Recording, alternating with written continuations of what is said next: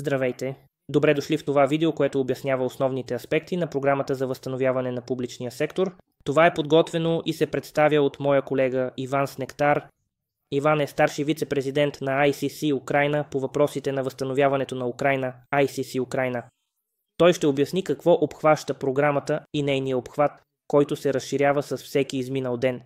Той също така ще опише някои от проектите, които вече са реализирани, както и кои са участниците в програмата. Финансирането, разбира се, е от основно значение за всички. Иван ще изброи основните донори и финансови институции, които предоставят финансова подкрепа. Ще видите, че подкрепящите държави са поели конкретни географски райони за възстановяване. Те работят в тясно сътрудничество с местните власти, за да гарантират, че проектите отговарят на нуждите на местното население. Това обаче не ограничава проектите само до компании от тези държави. Проектите се възлагат на компанията, която предложи най-добрата оферта, независимо от държавата, в която е регистрирана. Както и да е, това е достатъчно от мен. Моля, позволете ми сега да предам думата на Иван, който определено е експерт в тези въпроси. Уважаеми партньори, приятели, колеги, днес Украйна е страна с огромни възможности, страна, която въпреки че е в състояние на тежка война през последните няколко години все пак се възстановява. Голям брой бизнеси, както местни украински, така и световни, вече са започнали да оперират в Украйна. Те всъщност са успешни. Всеки ден провеждаме редица срещи, както с местния украински бизнес, който въпреки тези трудни времена се развива бързо и излиза извън границите на нашата страна, така и с международния бизнес. Водим огромен брой разговори както с големи европейски инвестиционни компании, така и с частни бизнеси от Америка, Африка, а също и от Южна Азия. Всички тези бизнеси ясно разбират, че в нашата страна има огромна възможност. Възможността да инвестирате средствата си точно сега и да ги умножите многократно. Като МТП, Международна търговска палата, полагаме всички усилия да укрепим тези връзки, които свързват възможностите на нашата страна с обещаващите перспективи на целия свят. Затова, като вице-президент, като старши вице-президент на МТП Украйна, вице-президент по въпросите на възстановяването, съм готов да си сътруднича с целия свят и с всички възможности, за да изградим тези връзки. Ще бъда много благодарен и щастлив, ако обърнете внимание на тези възможности и направите първите плащания още сега, без да чакате края на войната, а като действате веднага. Тази инвестиция ще увеличи вашите перспективи в бъдеще. Слава на Украйна! В тази видеопрезентация бих искал да ви покажа, че програмата за възстановяване вече е в ход. Има голям потенциал за участие на чуждестранни компании. Този потенциал не е само краткосрочен, но и дългосрочен. Също така се надявам, че ако видите възможности за вашата компания, ще обмислите да се свържете с ICC Украйна. Ние сме тук, за да ви помогнем да участвате в програмата за възстановяване на Украйна за взаимна полза. И така, нека започна презентацията, като първо обясня защо възстановяваме, дори докато войната продължава. Програмата за възстановяване на Украйна беше създадена, за да възстанови страната след руската инвазия. Но в действителност възстановяването се случва дори докато войната продължава.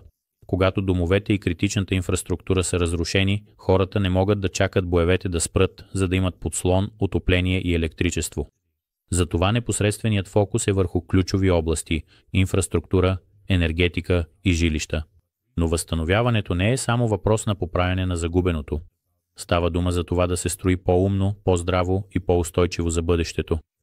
Мащабът на разрушенията, причинени от руската агресия, е поразителен, а програмата за възстановяване на Украйна отразява това с еднакво амбициозни усилия за възстановяване и обновяване на страната. На следващия слайд ще разгледаме накратко текущите оценки за щетите, които трябва да бъдат възстановени. И това е число, което продължава да расте, докато Русия продължава своята агресия. Цената на възстановяването на Украйна е поразителна и продължава да нараства.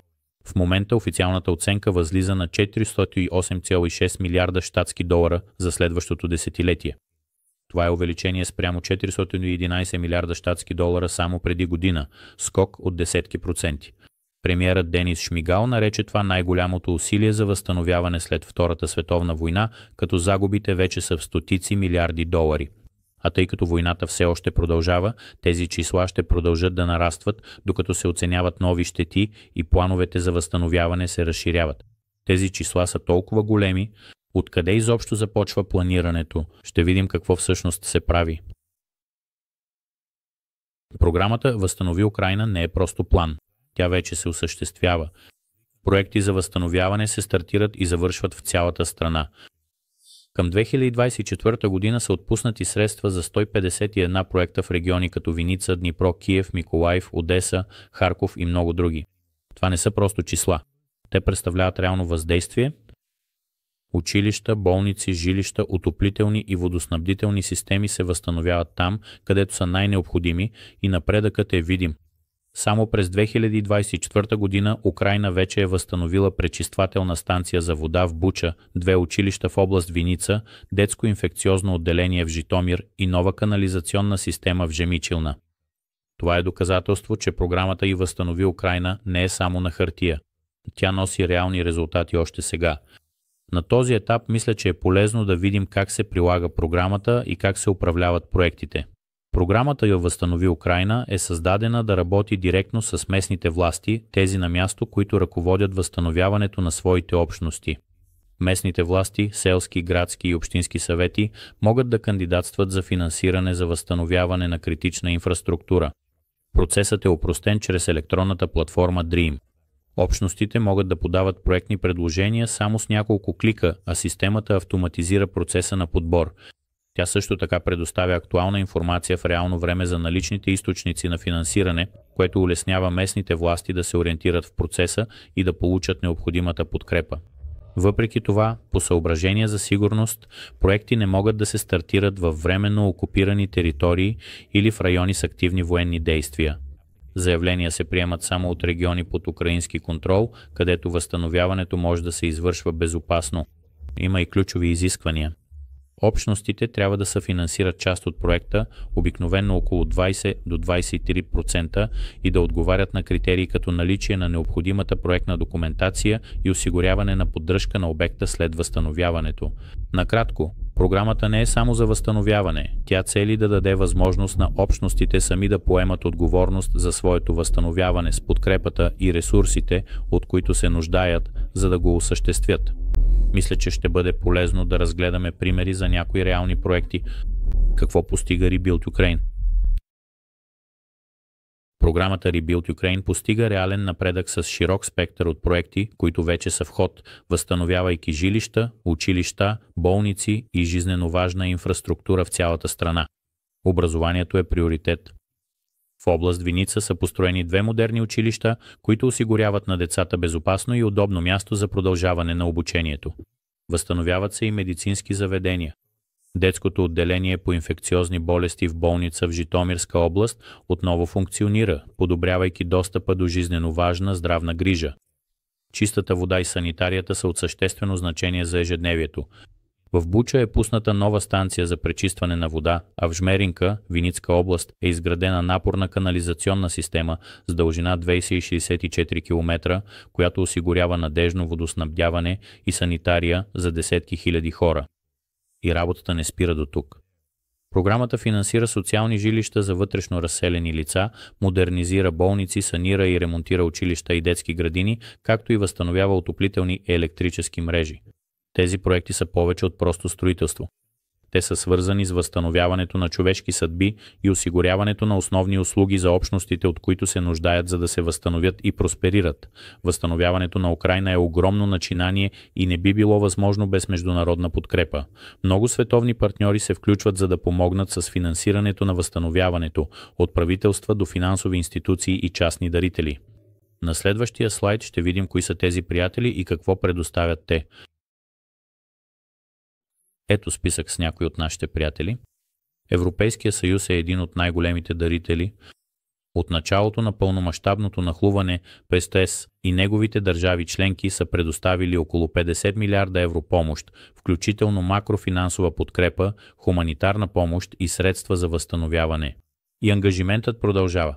ЕС създаде специален фонд за Украйна за периода 2024-2027 година с до 50 милиарда евро, предназначени специално за възстановяване и модернизация на Украйна.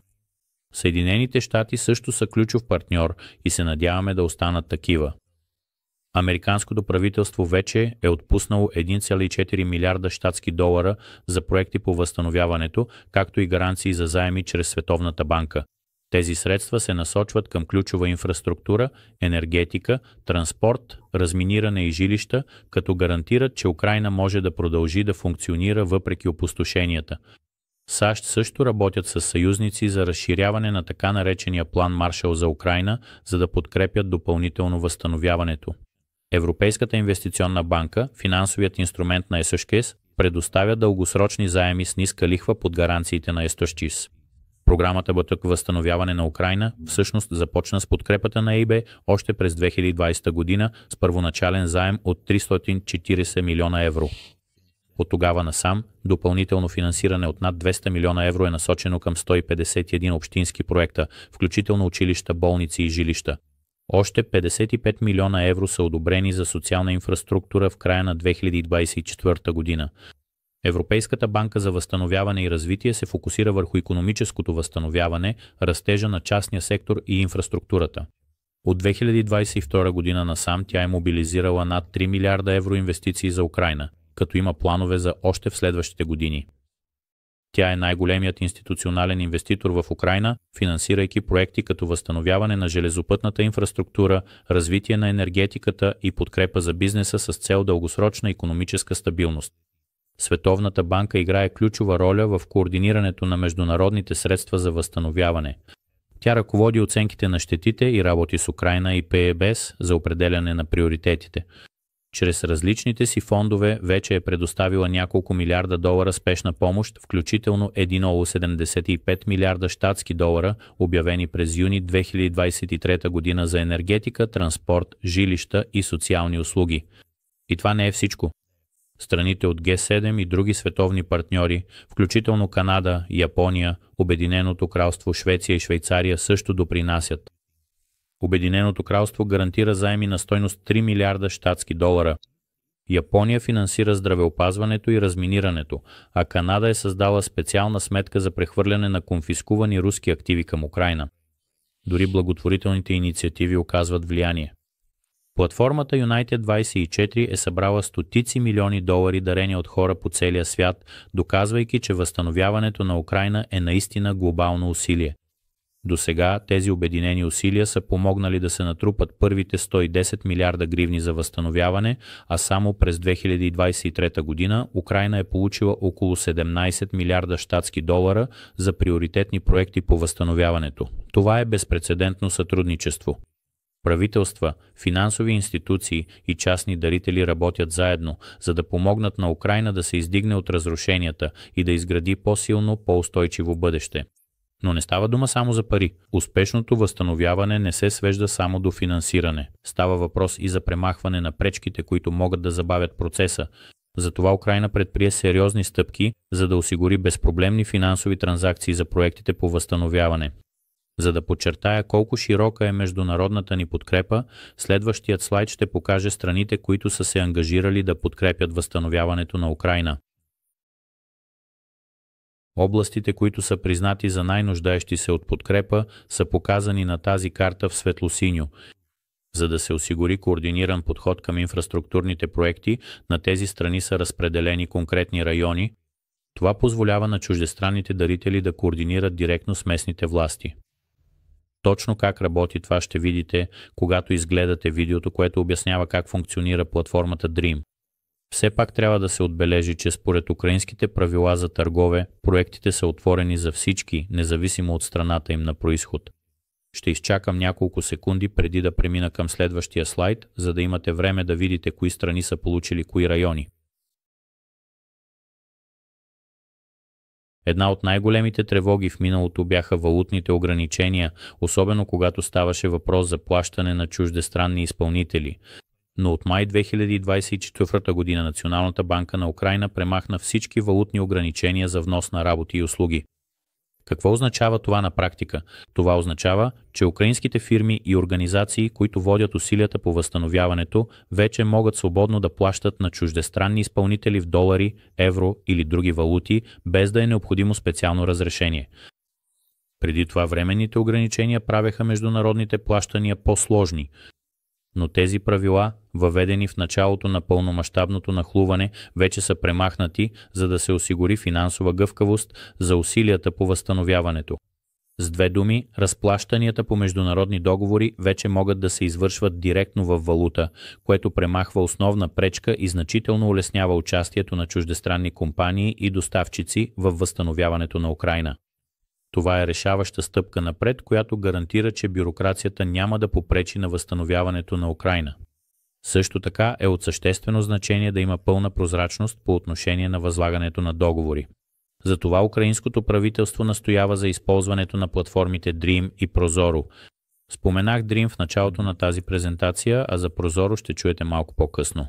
Достатъчно е да се каже, че до тези две платформи всеки има достъп по всяко време, за да види какви проекти се предлагат, от кого и на каква цена.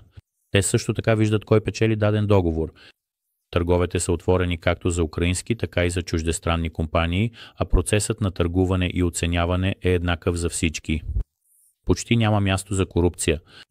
Използването на тези дигитални платформи също допринася за общата дигитализация на украинската икономика и общество, премахвайки бариерите пред търговията и подобрявайки процедурите както за бизнеса, така и за отделните граждани.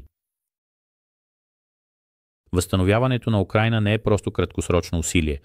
Това е многогодишен, мащабен процес с нарастваща международна подкрепа.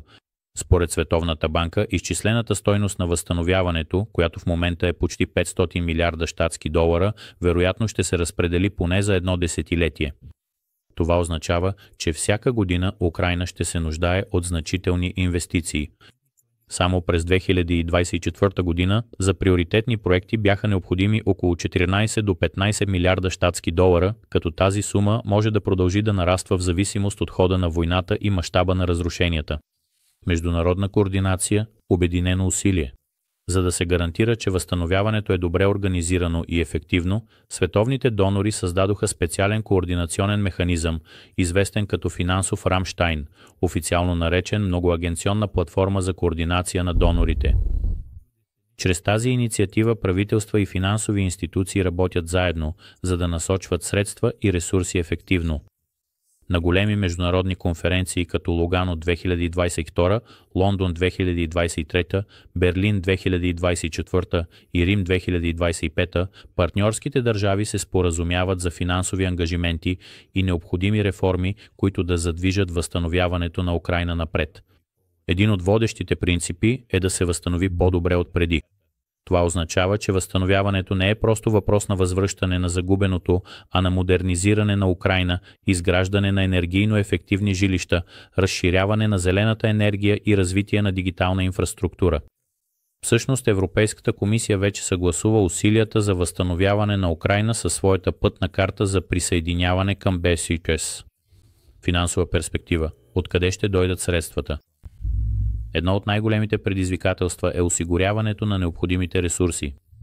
Украинското правителство активно настоява за използването на конфискувани руски активи, над 300 милиарда щатски долара, замразени в западни юрисдикции.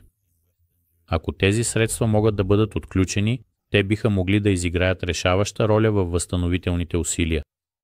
Едновременно с това Украйна създава благоприятни условия за частни инвестиции, като предлага гаранции срещу военни рискове, застраховане на инвестициите и възможности за публично-частни партньорства. Въпреки че държавните и дарителските средства са от решаващо значение, дългосрочният успех ще изисква значителни бизнес инвестиции за възстановяване на индустрията, селското стопанство и технологичния сектор, най-големият проект за реконструкция в Европа от десетилетия насам. Съществува широк международен консенсус, че възстановяването на Украйна ще бъде най-големият проект за реконструкция в Европа след Втората световна война. Финансовите ангажименти вече се планират за следващите години.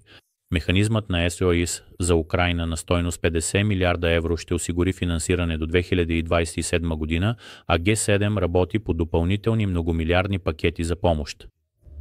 Междувременно, развойните банки продължават да разширяват своите кредитни портфейли, за да подкрепят усилията.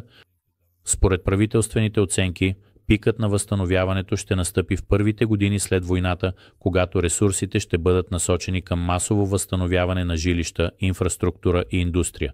С течение на времето фокусът ще се измести от спешни ремонти към дългосрочна икономическа модернизация, укрепване на украинската индустрия, интеграция в европейския пазар и повишаване на конкурентоспособността на регионите.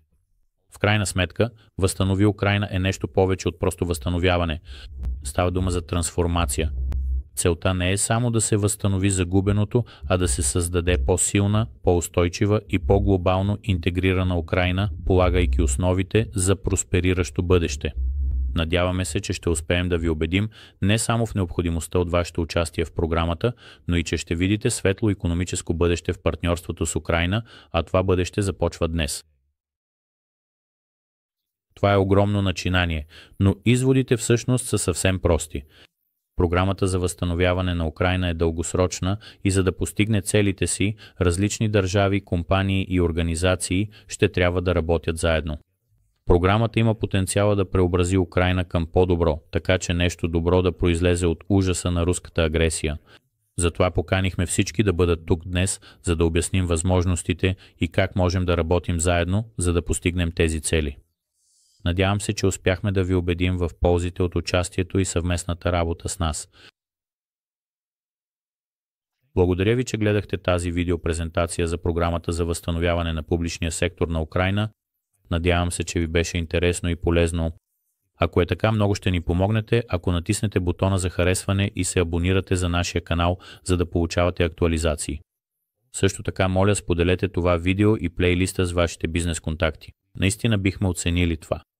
Преди всичко, не забравяйте, че ICC Ukraine и нашите партньори са тук, за да ви помогнат. Казвам се Иван Синетар. Заедно можем да изградим по-добро бъдеще. Очаквам с нетърпение да се чуем. Междувременно ще те върна на Олекси. Благодаря ти, Иван. Както винаги, отлична презентация. Вие ясно обяснихте огромните възможности и перспективи за чуждестранните компании, участващи сега и в дългосрочен план в програмата Възстановяване на Украйна. Посланието следователно е, че ако смятате, че вашата компания има какво да предложи, момента да се включите е сега. Ако имате някакви притеснения или се нуждаете от помощ, моля, свържете се с нас и се надявам да ви приветствам на следващия ни двугодишен виртуален форум за възстановяване на Украйна. Сега, след това въведение към възможностите в публичния сектор, ще видите, че плейлистът предлага поредица от видеа, които разглеждат конкретни теми, в които обсъждаме практическите аспекти на включването. Моля, чувствайте се свободни да гледате тези видеа последователно или просто да изберете онези, които са най-интересни за вас. На този етап мога само да повторя молбата на Иван, да кликнете върху бутона за харесване и да се абонирате за нашия канал, за да бъдете в течение с новостите.